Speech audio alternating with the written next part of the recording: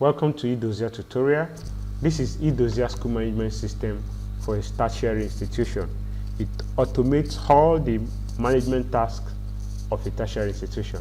In this tutorial, I'm going to be showing you the exams and records office, how it works. Now, the exams and record officer works from this very office, and the permission, like I talked about, has been given to this office as to what they can do. Now, let's go to the setup. The setup allows the exams and records officer, the registry officer, is also the same thing as the registry. Allows the registry officer or the exams and records officer to see all the programs that are available within the school system as set by the academics office. Now, it also shows all the grades, shows all the class level tags, and the result entry setup. Now, the result entry setup I have not talked about. At the result entry setup, you can decide how the result entry pattern should be. If there is 2 CAs that is done, or just a single CA and exam. Exam is logged in as a compulsory prerequisite to do. So you can decide to, if you're having 2 CAs, you can decide to give this first CA 20 and the second CA 20 or 30-10 as your school does. Then give it a visibility. You make it visible. Then the exam will remain at 60. Or you can say that all the values here should be, okay, 80, depending as it works in your school, 10, 10. As it works in your school, it must just amount to 100. So let's say we save this for this particular school. The result entry setup has been done. Then at the exams, this is where the CBT exams is being created. I'll take a separate tutorial to explain that. Now, the exams and record office can access the all students' results and process transcript. Now, Edozzier school management systems automatically processes the result of students. This is how it works.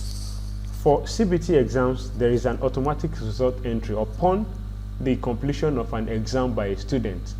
It immediately marks the student's work, exam work, and do the automatic result entry almost immediately.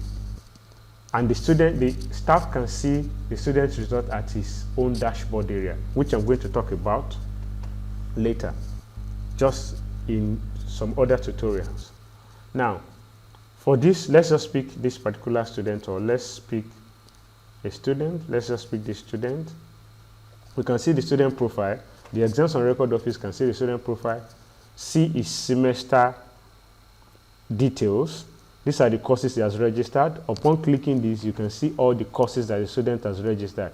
You can decide to delete a course for a student in case a student has a problem and the registration is closed. The student cannot do it from their hand. You can decide to add a course for a student. The admission officer the exams and record officer can do that.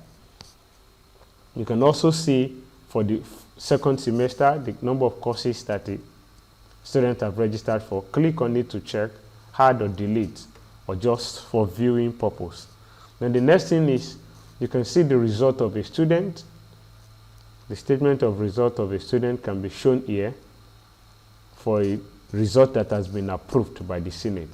Then the transcript of a student, like I said, there is automatic result entry. Now for exams that are non-CBT exams that are not done on this system, the lecturer, as he is entering the results of the students, their CA and the exam, it is being accessible to the University Senate in real time. So as a lecturer registers the results of each of the students, the Senate can see it and see the progress of a particular class and a particular course.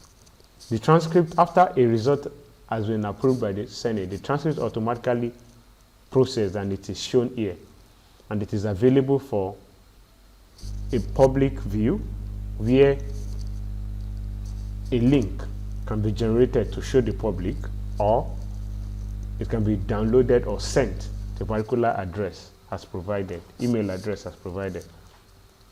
So that is what happens in this area for the exams and record. The exams and record officer can also help to fix a matric number error for each of the students here. Has access to all of their documents, so all the students' document, academics document that is available for the student, the ones they upload themselves and the ones they upload during the application process. That is how that works. The transcript is shown automatically. Then the list of students can also be shown here. Now we have the student archive.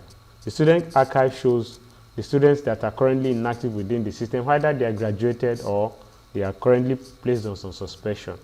The exams and record can see their list here. It stays there forever and is being backed up in the cloud.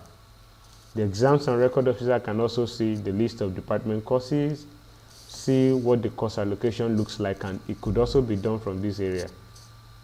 Course allocation, after you select a particular class, it is going to list all the courses that the class does and the staff that is currently assigned to take a course here, like I've explained.